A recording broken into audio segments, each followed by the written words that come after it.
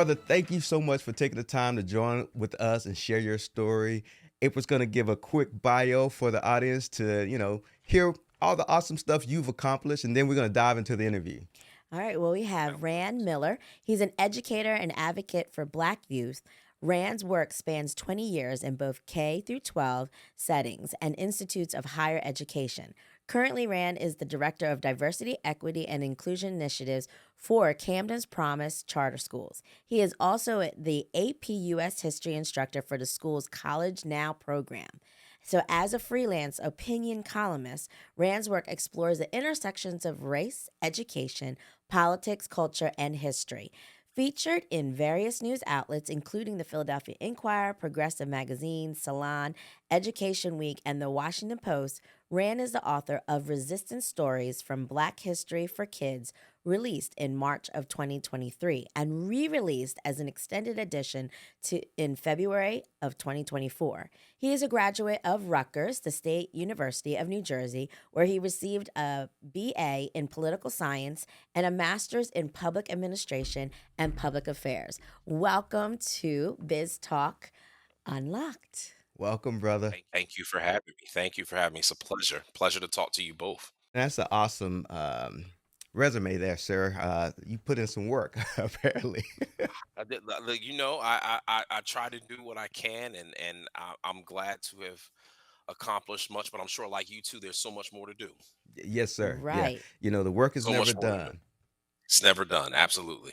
I got to do a little house cleaning here. This Right. particular video has been sponsored by FrontrunnerNewJersey.com, which is a digital publication that you can find online covering South Jersey. So we're excited to have a partnership where they sponsor this project to allow those who are watching to have access to unlocking the secrets to success for business. Well, where do you find the time to be able to, write books? That's the $1 million question, isn't it? I think that for me, you find it wherever you can. If you have a break time at work, you find it there. Some people they like to take walks. Some people, of course, they'll do lunch. There are plenty of times where instead of eating lunch or anything like that, I've just written, right? And then you find time if your kids are doing any kind of extracurriculars and you have to stay there and wait with them, that's another great time to get some stuff done as well. So you just make time wherever you can. Don't waste any time, even if it doesn't feel like a waste. If you're not doing that thing, there's something that you can incorporate in the time that you're using for something else. So it's really just being, um, not open to the idea of doing multiple things at once, and that can be tough. But you make it where you can. There are a lot of late nights too. Let me also say there's a lot of nights where everyone else is asleep, and I'm up writing. So yeah, you make it where you can. I gotta say, Yeah. that goes back to the old adage, and we say this a lot in some of our talk shows, is that, reminding those who are aspiring to be entrepreneurs, if you want something you never had, you got to do the things that you've never done. I think that the cool thing for me that works in my for what I do is I'm a history teacher. So I'm writing about history. So there's a lot of crossing of that kind of work and what I normally do. So like if I'm looking for a particular researching a particular story in US history with respect to black history, it's something I'm likely going to teach or I've already taught. And so I'm able to now take what I'm looking at and researching, and I'm probably writing up a PowerPoint script or some sort of assignment.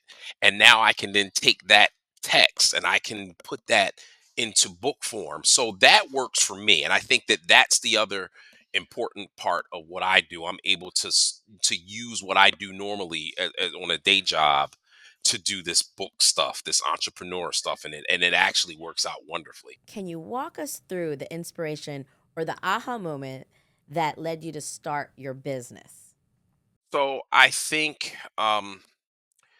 for me, as a freelancer, I've always wanted to write as a kid and didn't know it. Oftentimes we don't lead young people to purpose. We always lead them to, you know, think about this job and think about that job, but we never think about purpose. And I always had writing in me, but that was something that that people didn't necessarily see. I had to sort of develop that for myself. And it started in college, grad school, particularly writing pieces and op-ed pieces, and started writing for the Huffington Post. I wasn't getting paid at the time. And I happened to speak to a pastor who shared with me around 2016 to say, hey, listen, if you're interested in writing, because he was doing a lot of writing, and he said, hey, just put some stuff out. The opportunities will come if you put the passion and your know-how and what it is that you want to discuss. Do that. So I started a blog, the Urban Education Mixtape, and with that blog, it was designed to support teachers who worked in urban schools, parents whose children were in urban schools, giving them tips on what to do with students and things of that nature. And sharing that stuff on social media gave me an opportunity to put it in front of certain people, and that opened the door for freelancing for various platforms, and then realizing that they would pay. So I'm like, oh wow, these folks will pay me for my ideas. I didn't even think of it in those regards, right? I just wanted to get the stuff out there. So once I saw myself in that light, to be a writer who's getting paid for their opinions, then I started to look at things a little bit differently. I started to look at, are there any connections that I can make with folks, possibly contract with folks to be, an ongoing contributor, those sort of things. And that really opened the door to even more business as an educator, with doing professional development and workshops and trainings. What were some of the biggest challenges you faced during the initial stage of setting up the business, or you becoming an author? Yeah, I think I was probably say the biggest thing is disappointment, getting told no. You get a couple of yeses and you're like, oh man, this is great. We can just do all kinds of stuff. Let's go ahead. So a lot of the rejections, for as many articles that I've written and gotten published, there's probably three times more that I've gotten no's to. Wow. And so I had to realize from a business standpoint, in terms of the product, that the no's were not representative of my competency.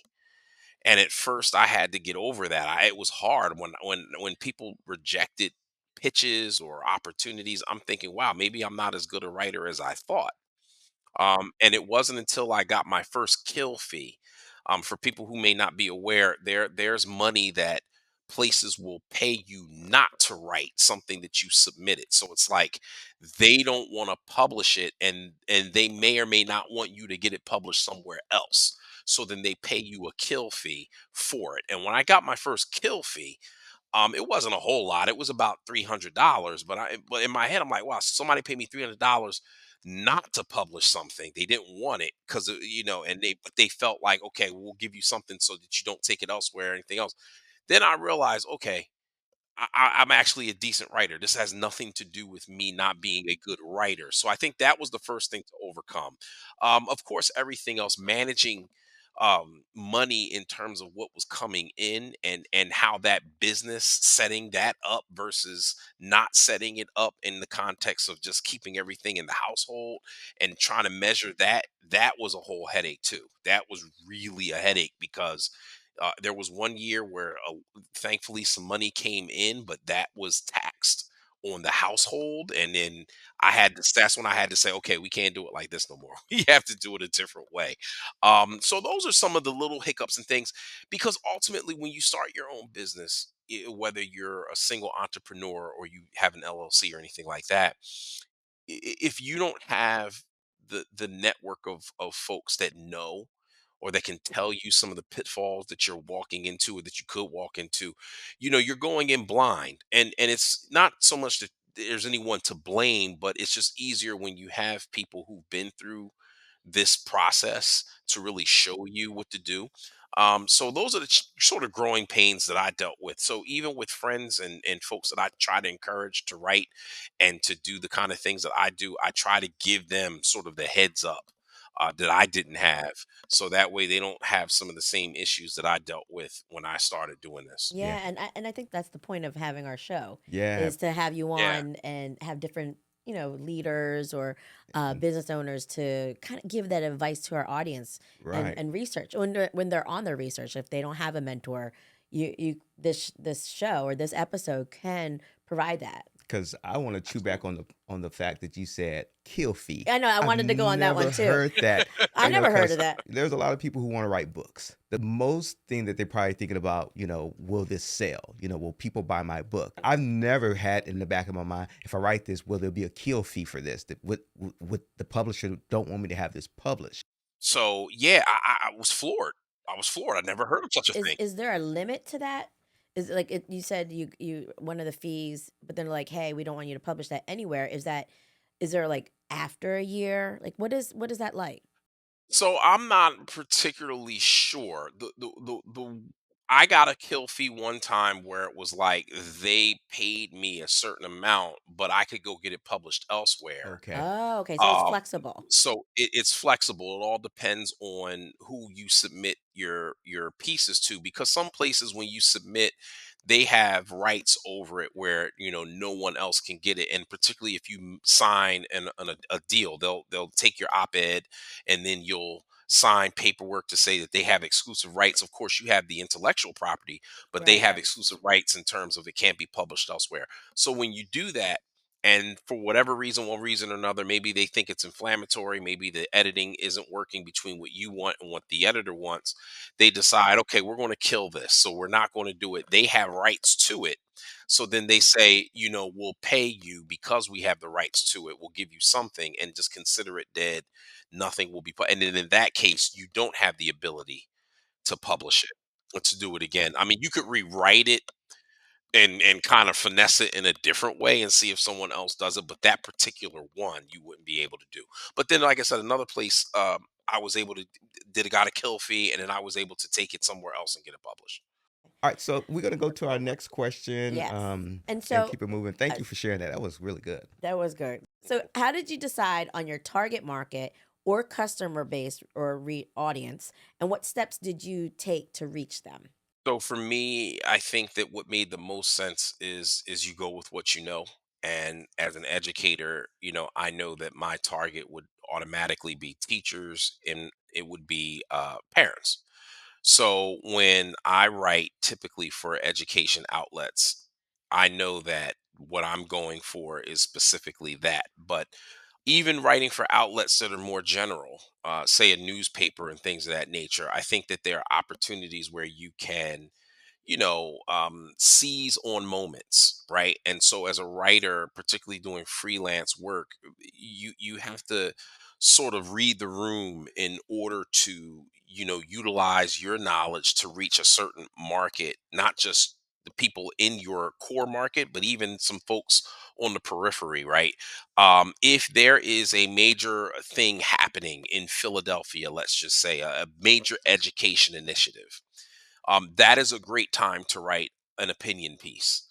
There, because there's going to be news covering it. People are going to, it's going to be in the news cycle. The newspaper would be willing to discuss it because it's something of value that they know that the readers are going to want to talk about. And so that is an opportunity for you to do that, to not only reach your market share, but also to expose yourself to other people. As a writer, that's critical. You don't want to just focus on your target, like that's important, but you want to build your audience. You want to build your audience, and the way that you do that is to use what you discuss, what your content area is, and you know take advantage of a particular time in order to expand that market. Was there a defining moment when you knew your business was going to succeed, or was it more of a gradual realization? I think that I'll point to something recent. Hmm. Um, I had an opportunity to put something together last year, and someone reached out to me from the center in Montclair, Center for Cooperative Media, and they talked about this grant. They said that I should apply for it, and so I applied for it, got the grant, and I'm just like, okay, what can I do? And so as a writer, I'm saying I want to do something with regards to writing. So I reached out to a number of people. We put together sort of an anthology looking at the city of Camden and the Oh, I various remember that. takeovers of the city. And I named it Camden 2025. and we looked at the takeovers of Camden from the municipal government standpoint, from the education standpoint, from the Mhm. police standpoint. And so various people coming right in their parts. And I pitched it to the Philadelphia Inquirer. They took it. It got published in September. I think it was September 1st. And I think that without that was one of the moments. That was one of the Mhm. moments Yeah. where it's like, okay, you did more than just writing, helping to curate a project, pitching the project, getting the grant for the project, getting the project published in a major newspaper. Wow. Like, okay, you've got the ability to do some things. I think that, even more than getting a book published, that proved to me, you have something here. You have ideas and thoughts that Right. people Mhm. would like to fund. And not only that, that people would be on board to participate with, Yeah. and that someone would be on board to actually put to the world. And that for me was major. That was a really big deal for me last year. So much so that I was like, I'm not doing anything else the rest of the year. I'm done. Right. I'm gonna get some rest and then we'll plan for moving forward. But it's just encouraged me to go after other grant opportunities, one which I'm about to do tomorrow, in fact. And see what else can come of it. The one thing that I've learned in this entire process that I think is important for everybody to know is Barack Obama wrote a book a few years ago, called The Audacity of Hope. Mm. Really good book. Mhm. Um, you have to have the audacity to ask.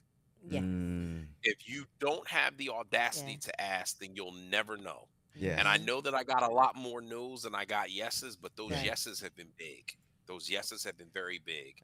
And all because I had the audacity to ask. And I Yeah. would tell anyone interested in being an entrepreneur, whether you're wanting to be an author or you want to own a shop selling something or whatever it is, Mhm. if you have the audacity to ask, you will be successful.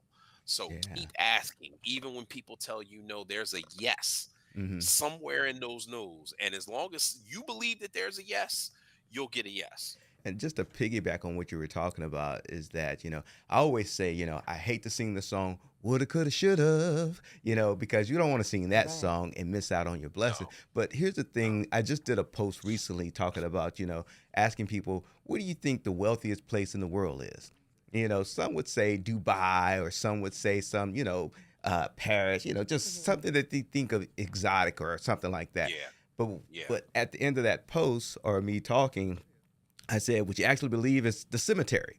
Because, and when one person even Right. said, "Man, that didn't inspire me. That was kind of, dark." And I was like, "Well, it wasn't meant to be dark. It was really to ignite you and get your spirit up to know that so many of us have passed on with our dreams, goals, aspirations, and took it to the grave. Right. And in Yeah, that grave is yeah. so much wealth in there because most people didn't ask or, act Or upon speak that, up. speak up." Mhm. That's And right. so That's right. I'm okay to hear no. But the fact, and then I can live with that to know that that person said no. And I'll That's right. keep asking until I get the yes, because That's I right. know what's for me and what's burning in my heart is not by coincidence. Mhm. You have to market yourself. You're your best advocate. Right. And you really have, if you don't believe in it, then nobody else is going to believe in it. So you have That's to right. push That's yourself right. out there. So that's important. I just want to share that part in my And thoughts. and so the one question, because I know you already spoke about the grant, and so how did you secure initial funding or resources to get started, and what advice would you give others looking to raise capital for their Their venture? ventures. Hmm. Wow, that's a good question. I would probably say for me, starting out, there was really no money that I was able to raise or anything like that. I just did everything on my own. Thankfully for me as a writer, I didn't need nothing but a computer, and the internet. That was really it. And the blog site was free, so I was able to do that in social media and all of those things, and that really propelled me into the place where I was at. And then once I got a couple of dollars, I was able to start thinking about other things that I wanted to do with it. So, Right. you know, any advice for anybody? For me, you use the resources that you have. Mhm. Hmm. If you don't have many resources where you can actually spend, use the resources that you can use without having to spend Hmm. Right. to bring some money to the table. For me, it was about using, the resources to turn writing into something that was profitable. And once I started getting paid for those articles, being able to put those dollars aside and then using them for the things that I wanted to do. Maybe getting a better website, maybe possibly inviting someone to write and paying them for it, maybe in any other project. So, a lot of times folks have to fundraise, and I know with a lot of folks that start a business, they're putting their own money out. Yeah. Yes. Create avenues for you to have more income doing what you like to do, to sort of build on what it is that you're trying to do. I know that that's hard for some businesses, but like, perfect example, I have a student, and she came to me and just showed me that she likes to take pictures, and she was taking pictures on her iPhone. And I said to her, seeing the passion that she had, I said, listen, how about you take pictures for me for, this Camden 2025 thing that I did? And I said, I'll pay you for those pictures. And she said, really? And I said, yeah, I'll pay you for those pictures. She gave me about 50 pictures. I paid her $200 Uh-huh. Right. from the grant.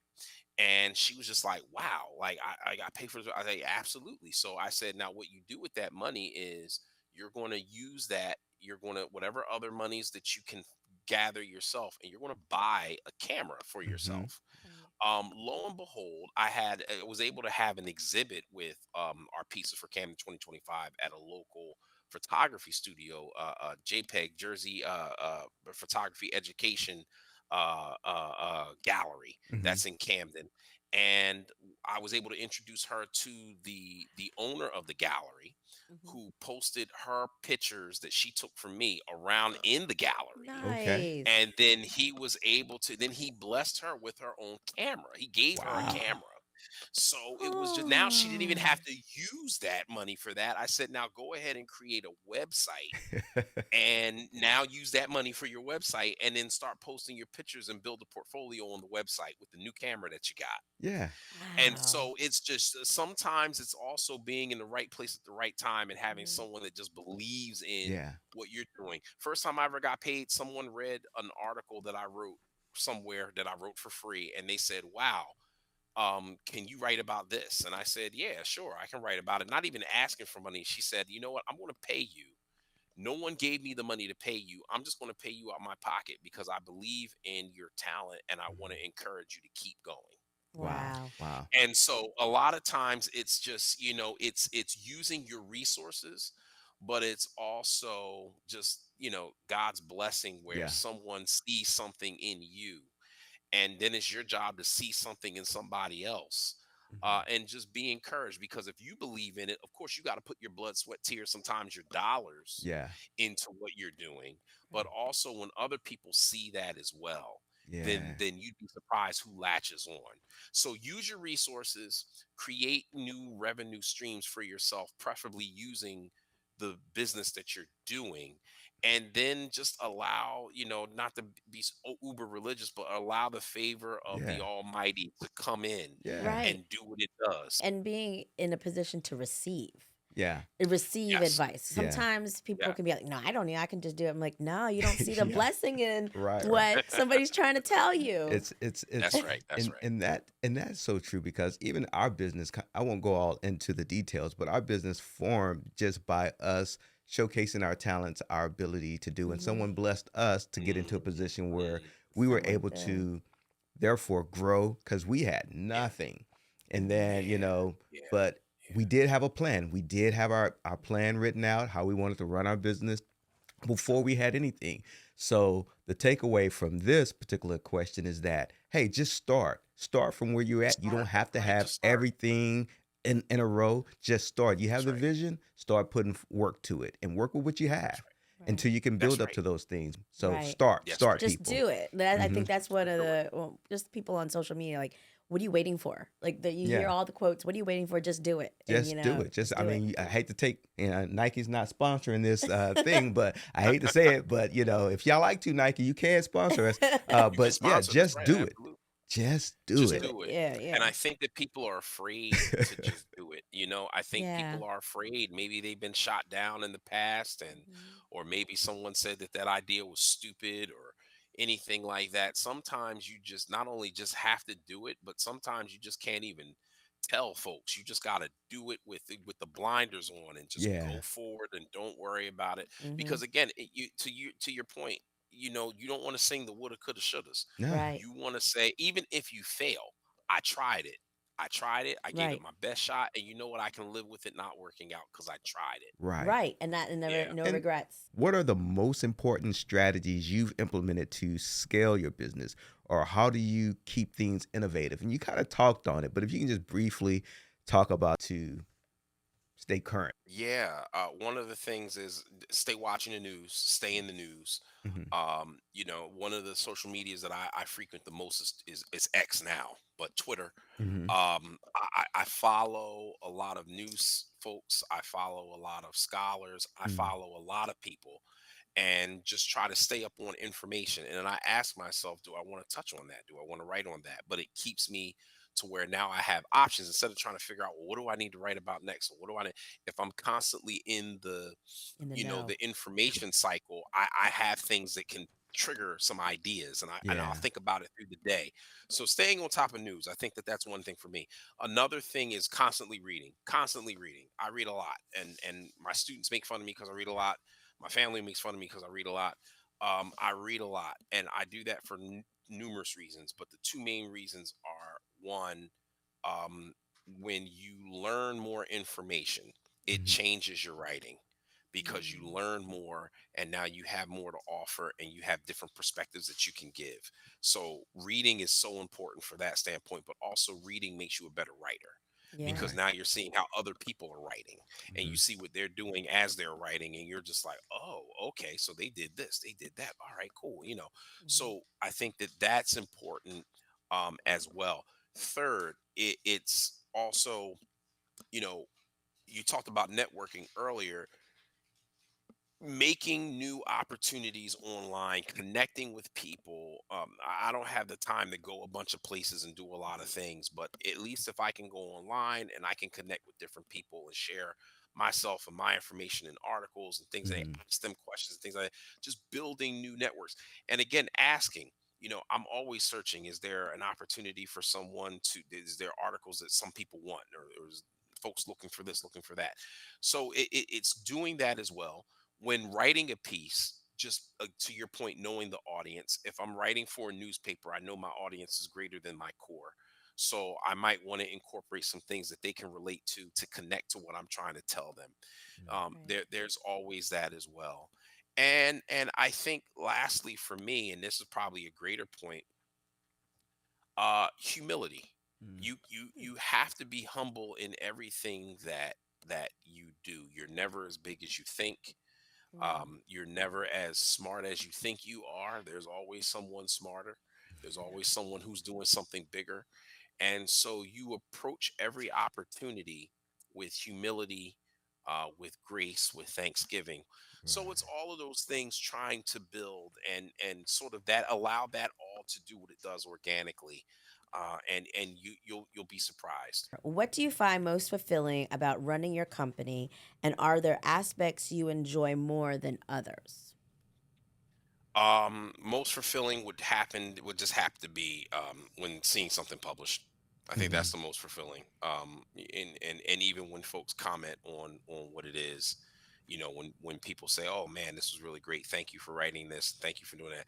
That's always good. For me, it's just, and this isn't me being vain. It's just me in awe that I have something in the space that people are reading. Yeah. And so for me, that's always a high. That's always a high. Like, man, this got published here. Like, man, like, wow, I really said something here. I didn't think it was going to get published. It got published. So that's always fulfilling, for me. Hmm. Even more than the money. The money's great, but the money, it isn't even that. It's just the work, right? I Right. think the most um fun is the actual work. Like, I'm a geek, so you see behind me all these books. Like, I haven't read every single book, but a lot of the books that I have for reference. Hmm. And so if there's a topic in the book that I need to reference, I'll read it and then I'll utilize that in whatever it is that I'm doing. So doing the research is what I love to do. Well, looking at all those books back there, my perspective of as keys, look like you got a lot of keys back there, and you hold a Oh lot of man, keys of opening doors. So that's awesome. listen, that what the only problem is, when you have all them keys on the chain, you don't know what key goes to where. You're like, that's too So I True got a that. lot of keys. I don't know they go to where. True that. True that. Yeah, my wife, she's awesome. She likes using color codes on keys to let you Hmm. know which See, key she's is what. smart. So Yeah. See, so she's smart. yeah, She's yeah, smart. yeah. And he'll be So She's having old smart. keys. I'm like, what? yeah, What is yeah. this I for? be fumbling with the keys. It's the worst time because I got to go to the restroom too, so I can't figure out. I That's forgot to right. turn the That's light right. on. So you don't have color codes on Hmm. your keys. I'm like, oh yeah, that's That's right. right. That's right. That's But right. anyway, That's right. but listen, I want to ask you. Um, this other question, just projecting for the future, looking ahead, where do you see your business in the next 5 to 10 years? Are there any specific goals or milestones you're working toward right now? Oh. Man, I think that for me, I would like my goal for me is to get another book or two published. Hmm. Yeah. Maybe with a publisher. I'm not sure, but I'd like to get another book or two published. I would also like to have some pieces in some bigger places. Maybe the New York Times, maybe the LA Times. I'd like to have. I got one crossed off the Washington Post, so I like to get in some other places. And I think for me, the other big goal is to um, become a full time columnist somewhere, Hmm. Yeah. whether that's with a newspaper, whether that's with a platform like Vox or the Atlantic or anything like that. That those are my main goals. It's really following my passion, and my passion as a writer is to write on behalf of the people and to Right. say the things that need to be said, and that might make some folks uncomfortable, but what I do, just like much of what you two do, you tell stories that need to be told. Hmm. You speak from perspectives that aren't often acknowledged, and you use your gifts to do that work. And that's important work. And I think I look at my work in the same way. It's I could write about anything and get paid buku bucks to do all kinds of stuff, but I don't. I don't get paid buku bucks, and I don't just write about anything. I write about what the people need to hear and what the people need to know, Yes. and that'll create some avenues and it'll close some others, and that's fine. That's perfectly fine. I think that the important thing is I can sleep at night Yep. and my kids have something where they can say, you know what, my dad did that. I appreciate you sharing such an awesome story and inspirational testimonies about how you're growing your business Hmm. and what you're doing for the future as well. I mean, Oh, thank you you. dropped some nuggets. People hit replay on this because there's a lot of nuggets in here that's going to help you be successful in what you're doing. The other thing is talk to us about what books you have out published right now, and what channels they could access those to buy those particular books, and Sure. also hit us with all your Instagram all your social handles and And your how they can contact connect with you. information, how people can connect to you, emails or whatever the case may be. But yeah, the books first. Yeah. So right behind me, you see it right there. I'm not Hmm. there. It is. There, my hand with it is right there. I'll pull it out. Okay, because I Uh, have it here on the Yeah. there side we of me. go. Hold on. Yeah, let me You see have that. it here. Okay. Resistance stories from Black History for Kids, the Hmm. expanded edition. Um, there is the. This is a hardcover, but there are paperbacks on sale. Amazon. You can go in there, just type up Resistance Stories expanded edition, and you can find this on Amazon. It is available there. So 60 stories about the history of African American resistance in Africa, the African diaspora, which is the Western Hemisphere, including the United States. So you can find that there. Again, 60 stories, really good, well researched, thoroughly researched information here. So go pick that up right on Amazon. And you can find me. You can follow me on X, Twitter, X at Real Rann Miller. The same is true for Instagram, Real Rann Miller, and also Real Rann Miller on TikTok. I don't know how long TikTok's gonna last, Right, right. but it's here. It's here today. So there, but you can definitely reach me on Instagram, and you can reach out to me on X. You'll find me there. Also, you can go to randmiller.com. That's my writing portfolio website where you can find all of my articles. I post them all there. So all of my articles are there. And then you can follow the other things there to reach out to me that way as well. So again, randmiller.com, also Real Rann Miller on X, on IG, and on TikTok. Now, I Yeah. know that you did say you're going to launch a separate one later on. Oh yes, yes, So do yes, you want to yes, yes. mention Thank you for that? Is that reminding me. too soon? Yes. No, it's not too soon. I'm going to put it out. It is called "I Can't Teach Black History." Mm. Oh, So right now it is on. It will be on Instagram. It will launch on January 20th, which is both the inauguration as well as MLK Day. And again, the emphasis or impetus for it was to support teachers who teach Black history. One, teachers who may not know what to teach or how to teach it, but also teachers who are teaching Black history in environments that are hostile to Black history teaching. Mm-hmm. Mm-hmm. There are strategies to do that as well. And so launching it on the 20th was for those 2 days and for those various reasons. It has that purpose. So that will be on January 20th. You'll be able to find all kinds of information on just how to think about Black history, how to teach Black history, various techniques and things that you can apply in the classroom and tips and all that kind of good stuff. I'm looking wow. forward to that. But anyway, with that Mhm. said, brother, we appreciate we went longer and that's fine I, because like I That's all said, right. That's this all was right. some vital gems that was being put out mhm. there. And if you're really listening, if you're really watching it, you really want to take that in, and that's going to inspire you to continue to do what you have in your heart. And that's to grow your business or start your business. And that's what this is about. Well, thank you so much for having us. Thank you so much, Rand, for being on our show. And Thank you. we thank you for watching Biz Talk Unlocked with James and April Ward.